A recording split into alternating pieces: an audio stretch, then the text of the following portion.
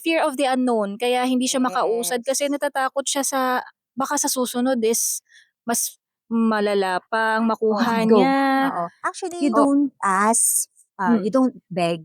Kasi the right person, they will give it talaga na kusa.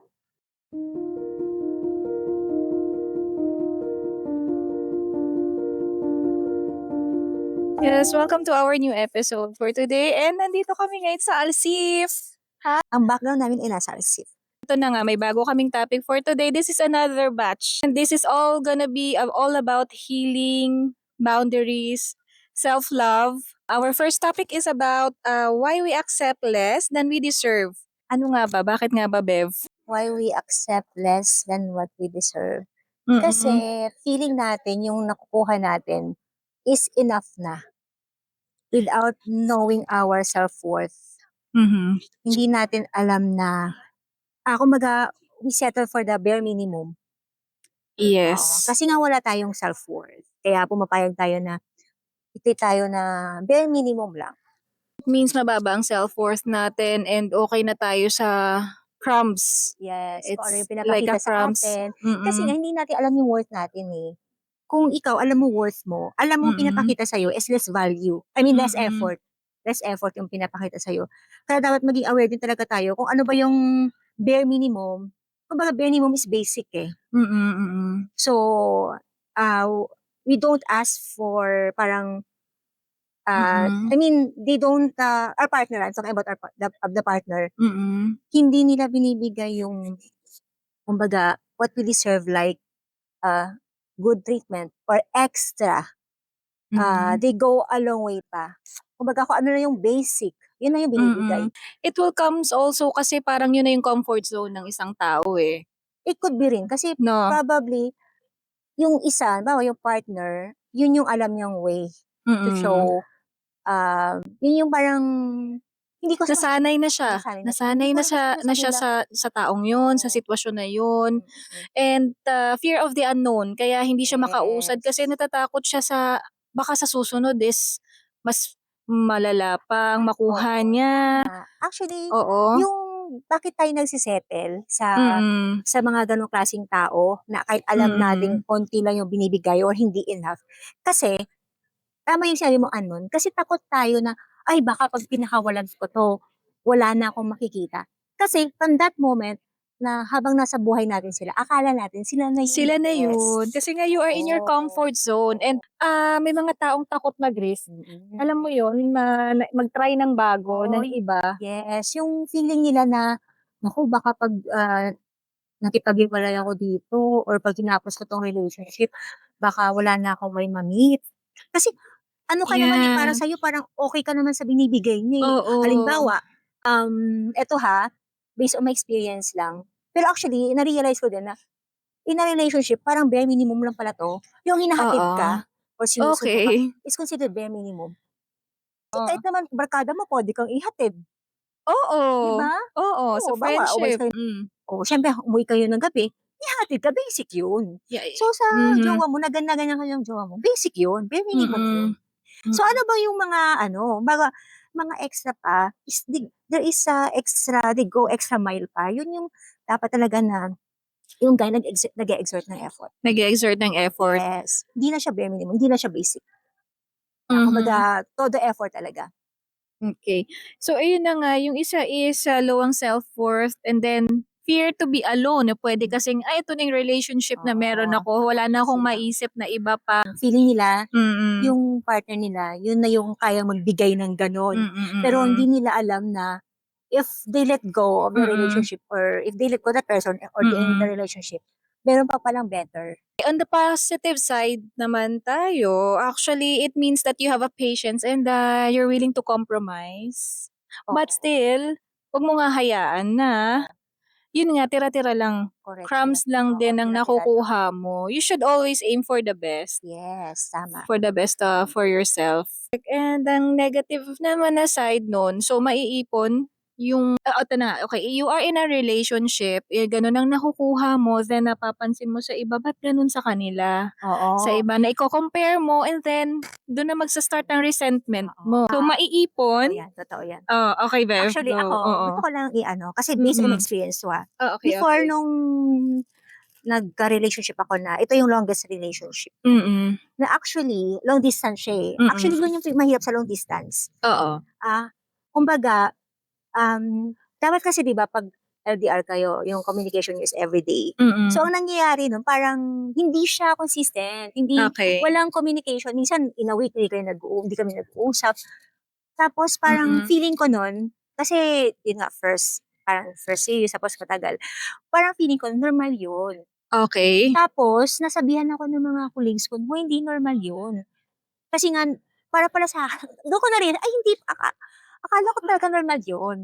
Na Mm. hindi na kasi feeling ko talaga nun, okey lang na hindi kayo mag-usap everyday. Mm. Basta nag-a-update kayo, halimbawa every 3 days, hindi pala normal Hindi yun. normal yun. Hindi normal yun. Ano yun? Oo. Mag-a-update lang 'pag nakapag-isip siya? Oo, Ay, may yung girlfriend gano'n. pala ako, Oo, gano'n. gano'n yun. Pala yun. Oo, and then ayun na nga, if you are staying na nga doon, tinanggap mo na na ito na yung nakukuha mo, stagnant. Oo, Stagnant ka, hindi stagnant ka talaga. Hindi maggo-grow. naggo-grow yung relationship. Oo. Tapos nagiging ano ka din, tawag dito, paranoid. Kasi siyempre hindi mo Oo. alam kung ano nangyayari. Tapos parang Mm. minsan yung eager to talk to the person, parang pero hindi naman nagre-reply, hindi Mm. nakikipag-communicate. Most especially kung halimbawa may mga biglang nangyari na parang he wanted to share something, mga Mm, ganyan. mm. Hindi walang response kaagad. Kasi for example, nandiyan Mm. yung excitement, may nangyari like job related, ganyan. Mm. Gusto mong 'di ba agad gusto natin ng reaction, wala, hindi mo siya nakukuha eh. Mm. Kasi hindi nga hindi nga constant yung communication, mga gano'n. So Oo. parang yun nga, ano siya, bare minimum nga, Bare hindi nga minimum, walang low oo. effort talaga, low And effort. then ano, you teach how people will treat you eh. Yes, Parang, totoo ay yan. okey na siya sa ganyan, di na mag-e-exert ng effort yung Totoo isa. yan. Minsan kasi Mm. talaga nandun na eh. Sinasabi mo na yung nakikita mo, dati hindi pa Oo. naman uso yung word na red flag, 'di ba? Oo, oo. Way back mga let's say 2 decades hindi pa Mm, natin na ano mm. yung mga red flag na 'yan. So hindi mo pa alam nun na, ay red flag pala 'tong jowa ko, yung partner Oo, ko or ganyan, oo. hindi mo alam. So nung mga time na yun, parang siyempre, parang alam mo naman sa sarili, parang something is wrong, parang may kulang. Then Mm. every time na sinasabi mo, "Uy gusto ko sana ganito, mag-usap tayo everyday." Yun nga, hindi mo rin sa tao din kasi yun, dun sa partner mo din na parang kasi sasabihin nila, eto kasi busy ako sa work, o kasi Mm. ganito. Ang daming excuses, pero ang totoo talagang ano, kung Mm. ang mahal ka ng tao, hindi ano eh, you don't ask, don't beg. Kasi kusa rin na binibigay yun.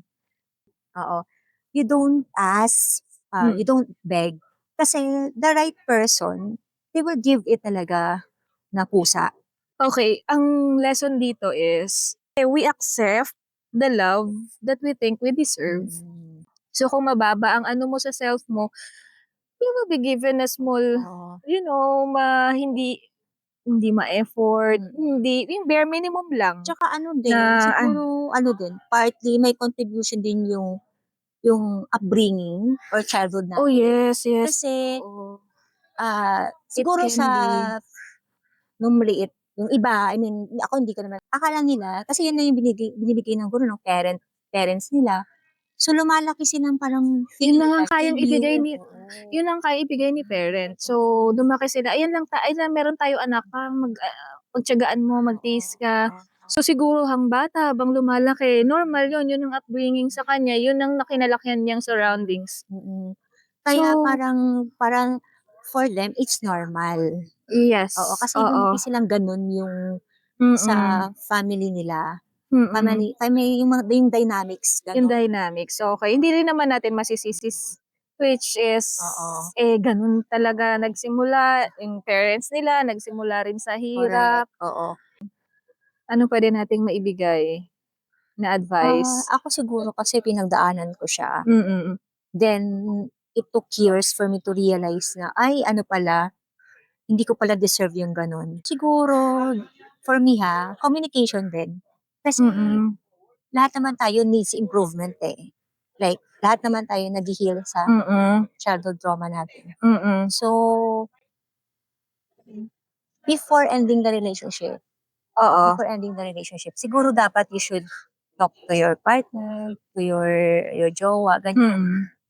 Sabihin mo yung kung ano yung mga hinaing mo, yung mga sentiments mo sa relationship. Kasi, I believe na lahat tayo need improvement, di ba? So, hayaan mo siyang i-improve niya din yung sarili niya.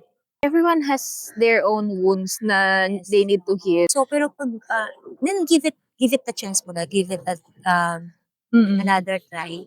Pero kung tingin mo talagang walang improvement, ganun pa din, Yes, then siguro it's time for you to end the relationship. Especially if you know where it's not, it's going, especially pag halimbawa, feeling mo, wala namang patutunguhan.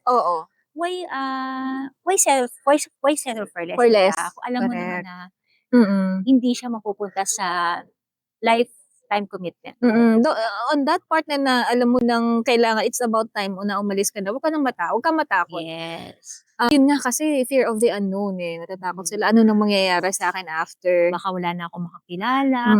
Okay na to kasi paano. I think, Pinagluluto naman ako nito. May mga pero yun nga lang, medyo sablay. Alam mo yun, may mga sablay. Pero parang, okay lang, tinitiis mo na lang. Sige, go na lang ako. Kasi feeling mo, yun na yung best na mangyayari sa'yo. Pero naniniwala akong sa quote na, I'm not afraid to eat alone. Kasi yes, diba, you know what you can serve to the table. Yes, So, kung alam mong ano yung kaya mo ring i-offer sa relationship. Kasi ako although sabi nila, dapat daw 50-50. Siguro when it comes to sa relationship, dapat you do your your best din sa tao, sa partner mo. Yeah. Para later on, pag hindi naman nag-workout yung relationship, wala kang regret. Kasi nagawa mo yung part mo eh. Diba? Ang mahirap lang nun na parang, kasi ako ito din mga ina-advise especially ng mga matatanda na, uy, wag kang umibig pag may ibuhos. Siguro, ang ibig din sabihin, magkaroon ka naman ng Magtira ka para sa sarili mo. Pero for me, ang effort, wag mo namang kulangan. Kasi bilang boyfriend, o kahit girlfriend, alam mo naman kung ano kaya mong ibigay. As diba? Kumaga, wag namang parang kulang na to the point na, yun nga, bare minimum na lang. No, hindi Basic pala lang. ang bibigay mo. Basic lang. Oo. Eto na nga, eto parang breadcrumbs din eh, no? Like, don't settle for crumbs when you deserve the whole cake. Kaya umalis ka kung kinakailangan na. Which is, nako-compromise na yung respect, Wala nang respeto yung partner mo sa'yo. yes, Ibang usapan na yun. Kasi ako naniniwala ako na ang love daw, pwedeng mawala. Like, siguro matagal ng mag-asawa, para kasi mag-friends na lang daw yan eh. Pag once daw ang respects na wala na, yes, ibang usapan na daw yun. Oo naman. Kaya wag mo daw, as much means, as possible, iwawala yung respect. Sa inyong Dapat mag-partner. nandiyan daw talaga yan. It's present in the relationship. Okay. So that's all for today. Thank you for listening and comments kung may mga experiences kayo na ganito and share it to us. So like and subscribe and follow our channel. Thank you. Thank you.